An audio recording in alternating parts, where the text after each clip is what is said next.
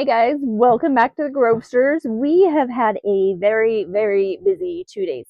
I have 13 orders to package, and I probably spent 30 minutes combined today just talking to different people, giving sizes and talking about shipping and discounts, and it was busy overall today. So great for sales. So let's get into what we have. Some fun things today. So it's these little McDonald's Wizard of Oz toys. This wasn't like the best pickup. I bought 5 of them for, I think it was like $2. So it wasn't bad. And they sold for $12 plus shipping. So I can't really complain about that one. This one's kind of a funny one. It's like this little acorn and there's a little turkey inside. You can see that. I actually forgot we even had this until it sold. And then when I went to go find it, I really thought it was a lot bigger. I didn't realize how small it was. And I don't know. I want to say we got it at a thrift store, probably like $1 or so. And it sold on a offer that I sent them for $8.99. So not bad. We still made a profit on it. It's just these are the kind of things that we're steering away from now, trying to build our shop up a little bit and use our time a little better. All right, and it's that time of year where Christmas ornaments are selling and selling and selling. So I always seem crazy when I'm picking them up left and right, but they have been selling so fast. I think I have like 7 different ornaments that have sold, 4 in box. So these ones are Krebs. These are silver Krebs. They're actually kind of a bigger size. And I picked them up for, I believe this package was $2. And they sold for $12.15 plus shipping. Not a bad flip on them. This one is kind of a fun little one. So it's like this little paper mache mailbox thing. It's vintage, made in Japan.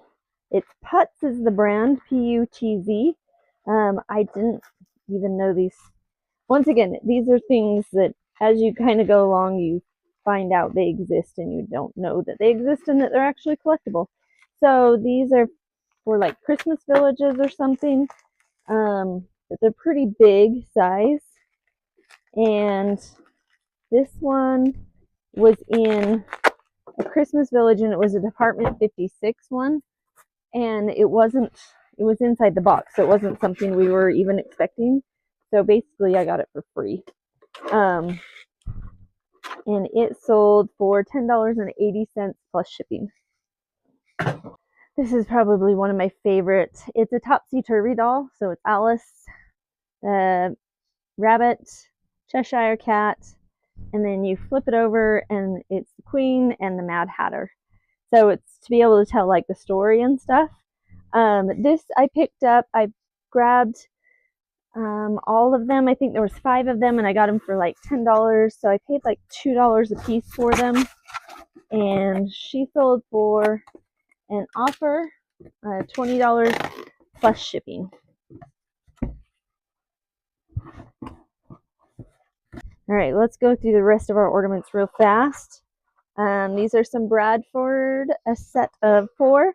Picked these up for $1 at an estate sale, and they sold for $16.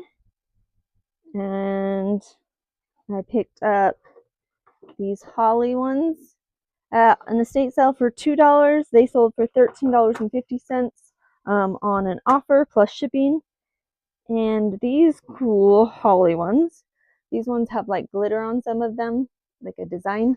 And I picked these ones up, the 6 of them, for $1 at an estate sale. They sold for $14.85 on an offer plus shipping. So all 4 of those really great pickups, really great finds. And speaking of Christmas ornaments, this one is funny. So I've talked about Radcos and how much Radcos are worth. So I'm going to open this up and show you this guy. So this is like a really unique, apparently desired Radco. And he's broken. I took all of his pictures and then I went to wrap him to put him away in a box, and I realized he was broken. Cute little poinsettia. Blue is a color that's harder. I haven't really seen blue as much. You can see his little arms chipped over there. So I almost threw him away, but then I was like, well, I'll put it up and see if anybody would want it, and maybe they'll just like glue something to it or something like that. So I threw it up for $20 and it sold within minutes. And every time something sells, I always send out a message like, hey, thanks for your sale or for your purchase.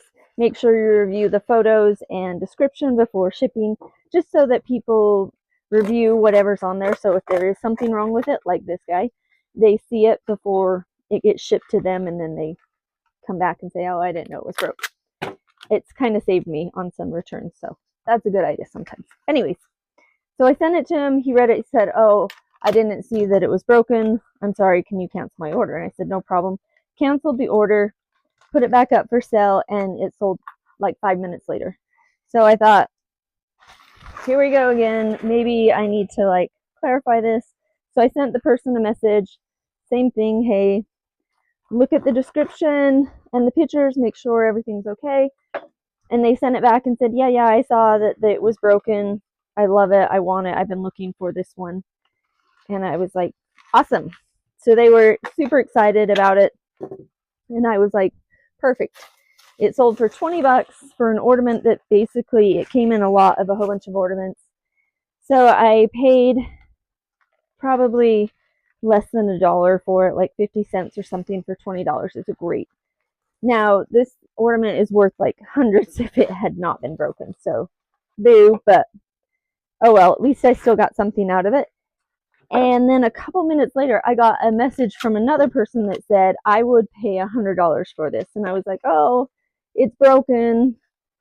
And they said, I don't care. I still would have paid $100 for it. And I was like, okay, well, sorry, it already sold. And they were like, I wish I had seen it. I'd have paid more. They were basically asking me to, like, without asking me, they kind of in a roundabout way telling me that if I cancel the other person's order, they would pay more for it. And I just don't want to operate that way. Obviously, eBay would frown upon that, and I would get dinged if I was doing that kind of thing. So I'm not going to do that. But it was just funny that this thing that I literally almost threw away because it's broken, and it's glass. Somebody was willing to pay $100. Somebody paid $20 for it, which I thought was amazing, but somebody was willing to pay $100 for that. So funny little story about those. So Radcos, always a great pickup. They usually do pretty well. Sometimes you get the big, expensive $100 ones. And this is from my belt buckle lot. I don't know, we estimated like 50 cents a piece for them because we had so many of them.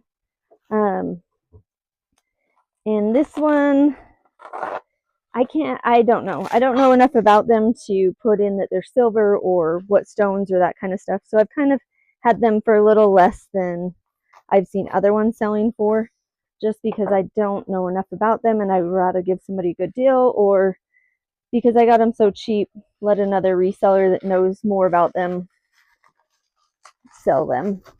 So this one, I had it listed for $55. They sent an offer for $47, and I accepted it. And so pretty good profit on that one, 50 cents to $47. This one is not a Radco, but it is a glass ornament. It is BK is the brand. And these have actually been selling pretty good. They're not bad at all for pickup.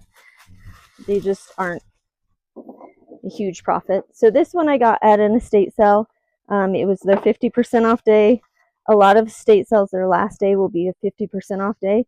So I've kind of talked about this before.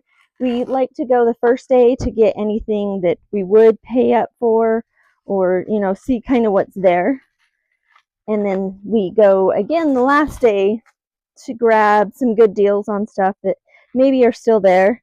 A lot of people, that's when they'll pick up Pyrex and that kind of stuff, is when it's on the cheap side. So we got it for $1.50 and it sold for $15 plus shipping.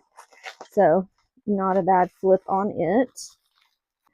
This has been one of our funnier finds. So this is a magnet. I have a ton of these. We bought like a giant bag of them, and I don't know, there was like hundreds, maybe 1,000 magnets in this thing. And they've all been selling either in lots or individually, and I've lost track. We bought the entire bag for $2, and just kind of on a whim, like, let's see what this is like. And I've already made like hundreds off of these bags. So this one, I can't even estimate. Like, I paid pennies for these basically. But this one itself is a BYU one. It's like a vintage one, and it sold for $12 plus shipping. And my last one, it's a Department 56 house. It's a plantation house. And this one sold for $30. It was in the big lot of, oh yeah, I never ship with light bulbs. These break way too easy, and I don't want them opening glass, shattered glass. So it was in the big lot of Department 56 stuff. I think we estimated houses at like $5 to $10 a house. So probably like a $5 house. Sold it for $30. I think it has a couple chips on it, or blemishes. It's like the old style, like ceramic. So pretty cool, fun little find. So that's it.